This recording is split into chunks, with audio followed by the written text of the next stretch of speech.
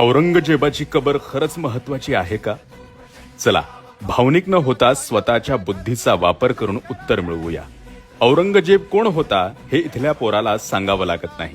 नाव जरी घेतलं तरी तोंडून शिव्या निघणार. सध्या औरंग्याच्या कबरीचा मुद्दा पुन्हा चर्चेत आला. त्याला राजकीय किनारही आहे.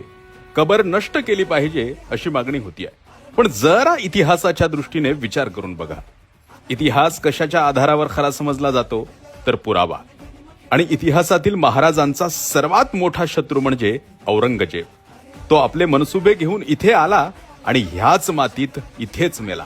हाच मुद्दा महत्वाचा आहे. जर कबरच नष्ट केली तर औरंग्या खरंच महाराष्ट्रात आला होता का? तो इथेच मेलाय हे ठोसरित्या कसं सांगणार? आज तुम्हा आम्हाला औरंगजेबाची कबर माहिती आहे, पण उद्याच्या पिढीचं काय? तेव्हा भावनिक न होता वैचारिक व्हा. मी औरंग्याच्या कबरीचं समर्थन मुळीच करत नाहीये, पण पुरावा नष्ट केला की इतिहास नष्ट होतो हे लक्षात ठेवा. बाकी आपण सुज्ञ आहात. जय शिवराय.